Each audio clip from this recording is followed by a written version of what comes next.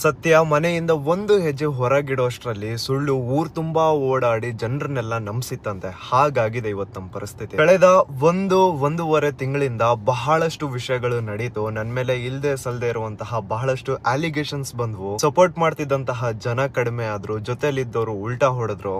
ತುಂಬಾ ಏನೇನೋ ನಡೀತು. ಸೊ ಅದ್ರ ಬಗ್ಗೆನೆ ನಿಮ್ಗೊಂದು ಕ್ಲಾರಿಟಿ ಕೊಡೋಣ ಅಂತ ಈ ವಿಡಿಯೋ ಮಾಡ್ತಾ ಇದ್ದೀನಿ. ಅಂಡ್ ನನ್ ಮನ್ಸಲ್ಲೂ ಒಂದ್ ಸ್ವಲ್ಪ ಬೇಜಾರಿದೆ, ಅದನ್ನು ನಿಮ್ ಹತ್ರ ಶೇರ್ ಮಾಡ್ಕೋಬೇಕು ಅಂತ ಇತ್ತು. ಸೊ ಹಾಗಾಗಿ ಈ ವಿಡಿಯೋ ಮಾಡ್ತಾ ಇದ್ದೀನಿ. ಇದ್ರದ್ದು ಆಡಿಯೋ ಕ್ವಾಲಿಟಿ, ವಿಡಿಯೋ ಕ್ವಾಲಿಟಿ ಸ್ವಲ್ಪ ಲೋ ಇರುತ್ತೆ, ಅಡ್ಜಸ್ಟ್ ಮಾಡ್ಕೊಳ್ಳಿ. ಮೊದಲನೇದಾಗಿ ನನ್ ಮೇಲೆ ಬರ್ತಾ ಇರುವಂತಹ one of the biggest allegation ಏನು ಅಂದ್ರೆ, ನನ್ಗೆ ಯಾವ್ದೋ ಟೆರರಿಸ್ಟ್ ಗ್ರೂಪ್ ಇಂದೆಲ್ಲ ಹಣ ಬಂದಿದೆ ಅಂತೆ, ಇಸ್ಲಾಮಿಕ್ ಕಂಟ್ರೀಸ್ ಇಂದೆಲ್ಲ ಫಂಡ್ ಬಂದಿದೆ ಅಂತೆ, ಲಕ್ಷಾಂತರ ರೂಪಾಯಿ ಬಂದಿದೆ ಅಂತೆ, ಕೋಟ್ಯಾಂತರ ರೂಪಾಯಿ ಬಂದಿದೆ ಅಂತೆ. ಹಾಗಾಗಿ ನಾನು ವಿಡಿಯೋ ಮಾಡ್ತಿದ್ದೀನಿ ಅಂತ. Because I am A Muslim. ಇವತ್ತು ನನ್ ಮೇಲೆ ಈ ತರ ಎಲ್ಲ ಅಲಿಗೇಷನ್ಸ್ ನ ಹಾಕ್ತಾ ಇದಾರೆ. ಅಂಡ್ ಈ ಅಲಿಗೇಷನ್ಸ್ ಏನು ಹೊಸದಲ್ಲ.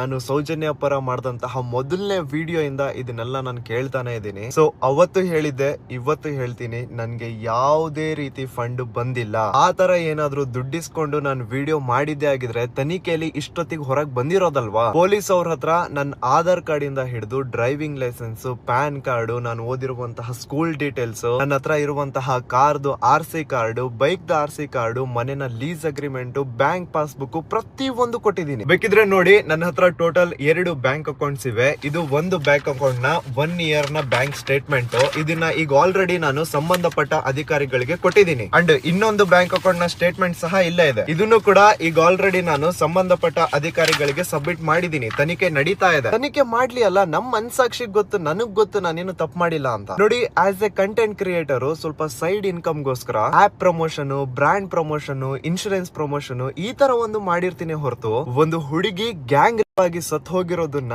ಪವಿತ್ರವಾದ ಸಾವು ಅಂತ ಹೇಳಷ್ಟು ಕೀಳ್ಮಟ್ಟಕ್ಕಂತೂ ನಾನು ಹೋಗಿಲ್ಲ, ಹೋಗೋದು ಇಲ್ಲ. ಅಂಡ್ ಇನ್ನೊಂದು, ಒಬ್ಬ ಪೆಂಗ್ ನನ್ ಮಗ ಹೇಳ್ತಾನೆ, ಅವನ್ಗೆ 2 ನಿಮಿಷದ AI ವಿಡಿಯೋ ಮಾಡೋದಕ್ಕೆ 30,000 ಖರ್ಚಾಯ್ತಂತ. ಸೊ ಆ ಲೆಕ್ಕದಲ್ಲಿ ನಂದು 23 ನಿಮಿಷದ ವಿಡಿಯೋ ಮಾಡೋದಕ್ಕೆ 5 ಲಕ್ಷಕ್ಕಿಂತ ಜಾಸ್ತಿ ಖರ್ಚಾಗಿರುತ್ತಂತ. ಅಲ್ಲ, ಹತ್ತತ್ರ 3,000 ಮಿಡ್ ಜರ್ನಿದು ಸಬ್ಸ್ಕ್ರಿಪ್ಷನ್, ಅದ್ರ ಜೊತೆಗೆ 2-2.5 ಸಾವಿರದ್ದು ಕ್ಲಿಂಗ್ AI ಸಬ್ಸ್ಕ್ರಿಪ್ಷನ್, ಅಂಡ್ ಅದ್ರ ಜೊತೆಗೆ 2,000 ಚಾಟ್ GPT ಸಬ್ಸ್ಕ್ರಿಪ್ಷನ್. ಟೋಟಲ್ ಕೂಡಿದ್ರೆ 8,000 ಆಗಲ್ಲ. ತಲೆ ಇರೋರು ಟೆಕ್ನಾಲಜಿನ ಯೂಸ್ ಮಾಡ್ಕೊಂಡು 23 ನಿಮಿಷದ ವಿಡಿಯೋ ಮಾಡ್ತಾರೆ, ಇಲ್ಲ ಬೇಕಂದ್ರೆ 2 ಅವರ್ದು ಮೂವಿನೂ ಮಾಡಬಹುದು. ತಲೆ ಇಲ್ದೆ ಇರೋ ಪೆಂಗ್ ನನ್ ಮಕ್ಳಿಗೆನೆ 2 ನಿಮಿಷದ ವಿಡಿಯೋಗೆ 30,000 ಖರ್ಚಾಗೋದು. ಸೊ ನನ್ನ ಅಗೇನ್ಸ್ಟ್ ವಿಡಿಯೋ ಮಾಡ್ಲಿಕ್ಕೆ ಅವ್ರಿಗ 30,000 ಎಲ್ಲಿಂದ ಬಂತು ಅಂತ ಯಾರು ಪ್ರಶ್ನೆ ಮಾಡಲ್ಲ. ಆದ್ರೆ ನಮ್ ನಿಸ್ವಾರ್ಥ ಕೆಲ್ಸನೇ ಪ್ರತಿಯೊಬ್ರು ಪ್ರಶ್ನೆ ಮಾಡೋದು. ಇನ್ನು AI ವಿಡಿಯೋ ಮಾಡಿ ಸುಳ್ಳುನ ಹರಿಬಿಟ್ಟ, ಇವನ ಹತ್ರ ಯಾವ್ದೇ ಆಧಾರ ಇಲ್ದೆ ವಿಡಿಯೋ ಮಾಡಿದಾನೆ, ಅದು ಇದು ಅಂತ ಏನೇನೋ ಮಾತಾಡ್ತಾ ಇದ್ರು. ನೋಡಿ, ನೀವ್ ಈಗ ಆಲ್ರೆಡಿ ಸೋಷಿಯಲ್ ಮೀಡಿಯಾದಲ್ಲಿ ಭೀಮನ ಇಂಟರ್ವ್ಯೂ ಮಾಡಿರುವಂತಹ ಕ್ಲಿಪ್ಸ್ ನ ನೋಡಿರ್ತೀರಾ. ಸೊ ಆ ಒಂದು ಇಂಟರ್ವ್ಯೂ ಅಲ್ಲಿ ಏನೇನೆಲ್ಲ ಹೇಳಿದ್ನೋ ಅದನ್ನೇ ಆಧಾರ ಇಟ್ಕೊಂಡು ನಾನು ವಿಡಿಯೋ ಮಾಡಿದ್ದು. ಅಷ್ಟೇ ಅಲ್ಲ, ಕ್ರಾಸ್ ವೆರಿಫೈ ಮಾಡ್ಕೊಳ್ಳಿಕ್ಕೆ ನಾನು ಅದೇ ಊರಿನ ಜನರ ಹತ್ರ ಸೀಕ್ರೆಟ್ ಆಗಿ ವಿಚಾರಿಸ್ತೀನಿ. ಅದಾದ್ಮೇಲೆ ನಾನು ಅದ್ರ ಬಗ್ಗೆ ವಿಡಿಯೋ ಮಾಡಿ ಹಾಕಿರೋದು. ಆದ್ರೆ ಇಲ್ಲಿ ಯಾರಿಗೂ ಈ ಬ್ಯಾಕ್ ಗ್ರೌಂಡ್ ವರ್ಕ್ ಬಗ್ಗೆ ಗೊತ್ತೇ ಇಲ್ಲ, ಕಾಸ್ ನಾನು ಅದನ್ನ ಹೇಳ್ಕೊಂಡೇ ಇಲ್ಲ. ಇನ್ನು ಆ ಅನನ್ಯ ಭಟ್ ಕೇಸ್ ಬಗ್ಗೆ ಹೇಳ್ಬೇಕು ಅಂದ್ರೆ, ನೋಡಿ, ನಾನು ಆ ಸುಜಾತ ಭಟ್ ಅವ್ರ ಬಗ್ಗೆ ವಿಡಿಯೋ ಮಾಡೋದಕ್ಕಿಂತ ಮುಂಚೆ ಆ ಒಮ್ಮ ಆಲ್ರೆಡಿ ಸುಮಾರಷ್ಟು ಯೂಟ್ಯೂಬ್ ಚಾನಲ್ಸ್ ಅಲ್ಲಿ ಇಂಟರ್ವ್ಯೂ ಕೊಟ್ಟಿದ್ಲು. ಆ ಇಂಟರ್ವ್ಯೂಸ್ ಅಲ್ಲಿ ಸುಜಾತ ಭಟ್ ಅವರು ತಮ್ಮ ಮಗಳ ಬಗ್ಗೆ ಹೇಳ್ಬೇಕಾದ್ರೆ ತಮ್ಮ ಮಗಳನ್ನ ನೆನ್ಸ್ಕೊಂಡು ಕಣ್ಣೀರ್ ಹಾಕ್ತಾ ಇದ್ರು. ಒಂದು ತಾಯಿಯ ಕಣ್ಣೀರು ಹೇಗ್ ಸುಳ್ಳಾಗೋಕ್ ಸಾಧ್ಯ ಅಂತ ನನ್ ಮನ್ಸಾಕ್ಷಿಗೆ ಅದು ನಿಜ ಅನ್ಸಿ, ಇವ್ರಿಗಾಗಿರುವಂತಹ ಅನ್ಯಾಯ ಜನರಿಗೆ ಗೊತ್ತಾಗ್ಬೇಕು ಅನ್ನೋ ಉದ್ದೇಶ ಇಟ್ಕೊಂಡು ನಾನು ವಿಡಿಯೋ ಮಾಡಿದೆ. ಅದಾದ್ಮೇಲೆ ಕೆಲವು ಮೀಡಿಯಾದವರು ಆ ಮುದುಕಿನ ಟಾರ್ಗೆಟ್ ಮಾಡ್ಕೊಂಡು 24 ಗಂಟೆ ಅವ್ರ ಮನೆ ಮುಂದೆ ನಿಂತ್ಕೊಂಡು ಬಾಗ್ಲು ಹೊಡ್ಕೊಂಡು ಇಂಟರ್ವ್ಯೂ ಕೊಡಿ ಅಂತ ಮೆಂಟಲಿ ಟಾರ್ಚರ್ ಮಾಡಿ ಏನೇನೋ ಕ್ರಾಸ್ ಕ್ವಶನ್ ಗಳು ಕೇಳ್ಕೊಂಡು ಆ ಅಮ್ಮನ ಕಾಮಿಡಿ ಪೀಸ್ ಮಾಡಿಟ್ರು. ಸುಜಾತ ಭಟ್ ಅವರು ಈ ಹಿಂದೆ ಯೂಟ್ಯೂಬ್ ಅಲ್ಲಿ ಕೊಟ್ಟಿರುವಂತಹ ಇಂಟರ್ವ್ಯೂಸ್ ಅಲ್ಲಿ ತಮ್ಮ ಮಗಳನ್ನ ನೆನ್ಸ್ಕೊಂಡು ಅಳದ್ ನೋಡಿ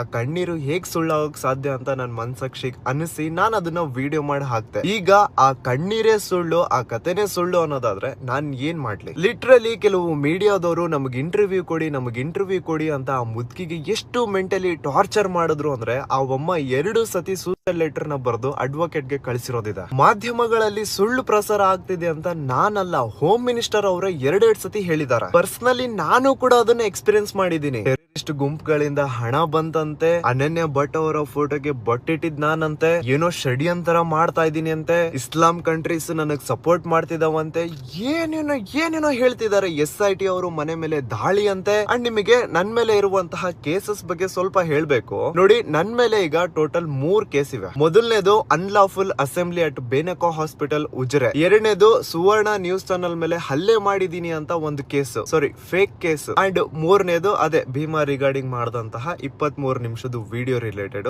ಅದೀಗ ಆಲ್ರೆಡಿ ತನಿಖೆ ಆಗ್ತಾ ಇದೆ. ಸೊ ಅದ್ರ ಬಗ್ಗೆ ನಾನು ಜಾಸ್ತಿ ಏನು ಮಾತಾಡ್ಲಿಕ್ಕೆ ಆಗಲ್ಲ. ಬಟ್ ಕೆಲವು ಮಾಧ್ಯಮಗಳಲ್ಲಿ ತೋರ್ಸೋ ರೀತಿ ಸಮೀರ್ಗೆ ಫುಲ್ ಡ್ರಿಲ್, ಪೊಲೀಸ್ ಅವ್ರ ಕಡೆಯಿಂದ ಫುಲ್ ಗ್ರಿಲ್, ಆ ತರ ಅಂತೂ ದೇವ್ರಾಣಿಗಿರ್ಲಿಲ್ಲ. ಪೊಲೀಸ್ ಅವ್ರ ಪಾಪ ತುಂಬಾ ಪ್ರೊಫೆಷನಲಿ ತುಂಬಾ ಚೆನ್ನಾಗಿ ಕೋಆಪರೇಟ್ ಮಾಡ್ತಾ ಇದ್ರು. ಅವ್ರ ತನಿಖೆಗೆಲ್ಲ ನಾನು ಅಷ್ಟೇ ಚೆನ್ನಾಗಿ ಕೋಆಪರೇಟ್ ಮಾಡಿದೀನಿ. ಒಂದು ಒಳ್ಳೆ ರೀತಿಲಿ ಇನ್ವೆಸ್ಟಿಗೇಷನ್ ನಡೀತಾ ಇದೆ, ನಡೀಲಿ, ನನ್ಗೇನು ಸಮಸ್ಯೆ ಇಲ್ಲ ಅದರಿಂದ. ಆದ್ರೆ ಕೆಲವು ಮಾಧ್ಯಮಗಳಲ್ಲಿ ಮಾತ್ರ ಸಮೀರ್ ಓಡ್ ಹೋಗ್ಬಿಟ್ಟ, ಸಮೀರ್ ತಲೆ ಮರೆಸ್ಕೊಂಡಿದ್ದಾನೆ, ಸಮೀರ್ ಅಲ್ಲಿದ್ದಾನೆ, ಸಮೀರ್ಗೆ ಪೊಲೀಸ್ ಅವರಿಂದ ಫುಲ್ ಡ್ರಿಲ್, ಸಮೀರ್ಗೆ ಪೊಲೀಸ್ ಅವರಿಂದ ಫುಲ್ ಗ್ರಿಲ್, 45 ಕ್ವಶನ್ ಅಂತೆ, 55 ಕ್ವಶನ್ ಅಂತೆ. ಪೊಲೀಸ್ ಅವರು ಕೇಳ್ತಾ ಇರುವಂತಹ ಕ್ವಶನ್ ಗೆ ಸಮೀರ್ ತಲೆ ತಿರುಗಿ ಬಿದ್ದ್ಬಿಟ್ಟಿದಾರಂತೆ, ಏನೇನೋ ಹೇಳ್ತಿದ್ದಾರೆ. ಇವ್ರ ಈ ತರ ಅವ್ರಿಗೆ ಮನ್ಸಿಗೆ ಬಂದಿರೋ ರೀತಿ ಏನ್ ಬೇಕಾದ್ರೂ ಸುಳ್ಳು ಪ್ರಸಾರ ಮಾಡಬಹುದು. ಆದ್ರೆ ನಮ್ಮ ಮನ್ಸಾಕ್ಷಿಗೆ ಯಾವ್ದು ನಿಜ ಅನ್ಸುತ್ತೋ ಅದನ್ನ ನಾವು ಮಾತಾಡಬಾರ್ದು. ಸೊ ಇಷ್ಟೆಲ್ಲ ಅನುಭವಿಸಿದಾದ್ಮೇಲೆ ನನ್ ಮೇಲೆ ನನ್ಗೆನೆ ಬರ್ತಾ ಇರುವಂತಹ ಪ್ರಶ್ನೆ ಏನು ಅಂದ್ರೆ, ನನ್ನ ವಿಡಿಯೋ ಸುಳ್ಳು ಅಂತ ಹೇಳ್ತಾ ಇದಾರಲ್ವಾ, ಹಾಗಿದ್ರೆ ಸುಮಾರು 20 ವರ್ಷಗಳ ಹಿಂದೆ ಗೌರಿ ಲಂಕೇಶ್ ಅವರು ತಮ್ಮ ಪತ್ರಿಕೆಯಲ್ಲಿ ಪ್ರಿಂಟ್ ಮಾಡಿರುವಂತಹ ಈ ವರದಿನ ಸುಳ್ಳ?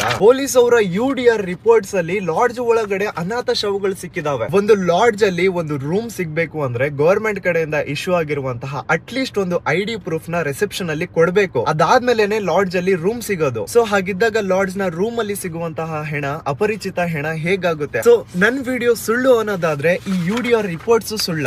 ಕುವೆಂಪು ಅವರು ಆ ಒಂದು ಸ್ಥಳದ ಬಗ್ಗೆ ಬರ್ದಿರುವಂತಹ ಸಾಲುಗಳು ಸುಳ್ಳ? ಹಾಗಿದ್ರೆ ಸೌಜನ್ಯನ ಸಾಯಿಸಿದವ್ರು ಯಾರು? ಹಾಗಿದ್ರೆ ಪದ್ಮಲತನ ಸಾಯಿಸಿದವ್ರು ಯಾರು? ಹಾಗಿದ್ರೆ ವೇದವಲ್ಲಿ ಅವರು ಹೇಗ್ ಸತ್ತೋದ್ರು? ಆನೆ ಮಾವುತ ನಾರಾಯಣ ಹಾಗೂ ಅವ್ರ ತಂಗಿ ಯಮುನನ ಭೀಕರವಾಗಿ ಸಾಯಿಸಿದವ್ರು ಯಾರು? ಯಾವ ಜಾಗದಲ್ಲೂ ಆಗದೆ ಇರುವಂತಹ ಅಸಹಜ ಸಾವುಗಳು ಅದೇ ಜಾಗದಲ್ಲಿ ಅತಿ ಹೆಚ್ಚಾಗಿ ಆಗ್ತಾ ಇವೆ ಅಂತ ಹೇಳೋ ಉಗ್ರಪ್ಪ ವರದಿನ ಸುಳ್ಳ?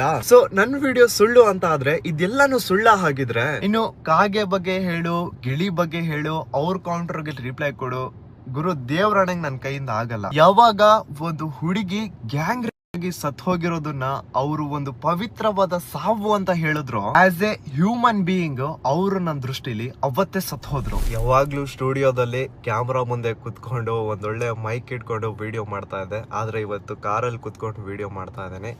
ಹಾನೆಸ್ಟ್ಲಿ ಇರೋ ರೀಸನ್ ಇದ್ದಂಗೆ ಹೇಳ್ಬಿಡ್ತೀನಿ, ಮನೆ ಇಲ್ಲ ಇವತ್ ನನ್ಗೆ. ಯಾವ್ದೋ ಒಂದು ಪುಟ್ಟು ಬಾಡಿಗೆ ಮನೇಲಿ ಇದ್ವಿ. ಪೊಲೀಸ್ ಅವರು ತನಿಖೆಗೆ ಅಂತ ಮನೆಗ್ ಬಂದ್ರು. ಆದ್ರೆ ಕೆಲವು ಮೀಡಿಯಾದವರು ಪೊಲೀಸ್ ಅವ್ರು ಮನೆಗ್ ಬಂದಿರೋದನ್ನೇ ತುಂಬಾ ಕೆಟ್ಟದಾಗಿ ಬಿಂಬಿಸಿ ಮನೆನೆಲ್ಲಾ ತೋರಿಸಿ ಏನೇನೋ ಸ್ಟೇಟ್ಮೆಂಟ್ಸ್ ಕೊಟ್ರು. ಅದನ್ನೆಲ್ಲಾ ಮನೆ ಓನರ್ ನೋಡಿ ಅವ್ರಿಗೂ ಪಾಪ ಗಾಬರಿಯಾಗಿ ಇವತ್ತು ಮನೆ ಬಿಡಿಸಿದಾರೆ. ಬೇರೆ ಎಲ್ಲೂ ಯಾರು ಬಾಡಿಗೆ ಮನೆ ಕೊಡ್ತಾ ಇಲ್ಲ. ಸಮೀರ್ MD ಅಂತ ಹೆಸರು ಹೇಳಿದ ತಕ್ಷಣ ಹೆದರ್ಕೊಂತಾ ಇದಾರೆ. ನಾನೇನೋ ಮಾಡಿದೀನಿ, ನಾನೇನೋ ಮರ್ಡರ್ ಮಾಡಿದೀನಿ ಅನ್ನೋ ರೀತಿ ರಿಯಾಕ್ಟ್ ಮಾಡ್ತಿದಾರೆ. 1 ಮಂತ್ ಇಂದ ನಾನು ನನ್ನ ತಾಯಿ 2 ದಿನ ಅಲ್ಲಿ 2 ದಿನ ಇಲ್ಲಿ ಅಂತ ಅಲ್ದಾಡ್ತಾ ಇದೀವಿ. ಇದನ್ನೆಲ್ಲ ನಾನು ನಿಮಗೆ ಹೇಳ್ತಾ ಇರೋದು ನಿಮ್ಮಿಂದ ಏನೋ ಸಿಂಪತಿ ಪಡ್ಕೊಳ್ಳಿಕ್ಕಲ್ಲ, ಇರೋ ಸತ್ಯನೇ ಹೇಳ್ತಾ ಇದ್ದೀನಿ. ಸೊ ನಿಮ್ಗೂ ಅರ್ಥ ಆಗ್ಲಿ ಈ ದೇಶದಲ್ಲಿ ಸಿಚುವೇಶನ್ ಹಿಂಗಿದೆ. ಇಲ್ಲಿ ನೀವ್ ಏನಾದ್ರೂ ಸ್ವಲ್ಪ ಗಟ್ಟಿಯಾಗಿ ನ್ಯಾಯದ ಪರ ನಿಂತ್ರೆ, ಸತ್ಯದ ಪರ ಧ್ವನಿ ಎತ್ತಿದ್ರೆ ನಾಳೆ ನಿಮ್ಗೂನು ಇದೇ ಸಿಚುವೇಶನ್ ಬರೋದು. ಸೊ ನನ್ನನ್ನ ನೋಡಿನೇ ಒಂದು ಪಾಠ ಕಲ್ತ್ಕೊಳ್ಳಿ. ಆದ್ರೆ ಒಂದಂತೂ ನಿಜ, ನನ್ ಮನ್ಸಾಕ್ಷಿಗೆ ನನಗ್ ನೆಮ್ಮದಿ ಇದೆ. ನಾನು ಸತ್ಯದ ಪರ ನ್ಯಾಯದ ಪರ ಧ್ವನಿ ಎತ್ತಿದೆ, ಒಂದು ಹೋರಾಟದ ಭಾಗ ಆಗಿದ್ದೆ ಅಂತ ನನಗ್ ಪ್ರೌಡ್ ಇದೆ. ಅಲ್ಲಿ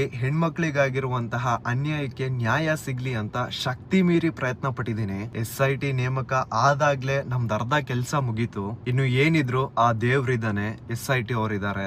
SIT ತನಿಖೆಯಲ್ಲಿ ಸತ್ಯ ಹೊರಗ್ ಬರುತ್ತೆ ಅಂತ ನಂಬಿದೀನಿ. ಸುಮಾರು ಜನ ಇಮೇಲ್ಸ್ ಮಾಡಿ ಬೇರೆ ಬೇರೆ ಸಮಸ್ಯೆಗಳ ಬಗ್ಗೆ ವಿಡಿಯೋ ಮಾಡಿ ಅಂತ ಕೇಳ್ತಾ ಇದ್ರಿ, ಕಂಟೆಂಟ್ ನ ಸಜೆಸ್ಟ್ ಮಾಡ್ತಾ ಇದ್ರಿ. ಇದ್ರ ಬಗ್ಗೆನೂ ವಿಡಿಯೋ ಮಾಡಿ, ಇದ್ರ ಬಗ್ಗೆನೂ ಧ್ವನಿ ಎತ್ತಿ ಅಂತ. ಸೊ ಮೊದ್ಲು ನನ್ ಫ್ಯಾಮಿಲಿದು ನನ್ ಮನೆದು ಸಿಚುವೇಶನ್ ಸೆಟ್ ಆಗ್ಲಿ, ಅದಾದ್ಮೇಲೆ ಕಂಟೆಂಟ್ ಕ್ರಿಯೇಷನ್ ಇದ್ದಿದ್ದೆ. ಸೊ ಇಷ್ಟೆಲ್ಲ ಹೇಳ್ಕೋಬೇಕು ಅಂತ ಇತ್ತು. ಸುಮಾರು ದಿನದಿಂದ ನಿಮ್ಗೇನು ಅಪ್ಡೇಟ್ ಕೊಟ್ಟಿರ್ಲಿಲ್ಲ. ಇನ್ನು ಕೊನೆಯದಾಗಿ ಸೌಜನ್ಯ ಪರ ಹೋರಾಟಗಾರ ಜಯಂತ್ ಅವ್ರ ಬಗ್ಗೆ ನಾನು ಹೇಳ್ಬೇಕು. ನೋಡಿ, ಕೆಲವು ಮಾಧ್ಯಮದಲ್ಲಿ ಜಯಂತ್ ಗಾಂಜಾ ಮಾರ್ತಾನೆ, ಜಯಂತ್ ಅವ್ರ ಮನೆಯಲ್ಲಿ ನೀಟಾಗಿ ಹುಡುಕಿದ್ರೆ SIT ಅವರಿಗೆ ಗಾಂಜಾ ಸಿಗುತ್ತೆ ಅಂತ ಏನೇನೋ ಸ್ಟೇಟ್ಮೆಂಟ್ಸ್ ಬರ್ತಾ ಇತ್ತು.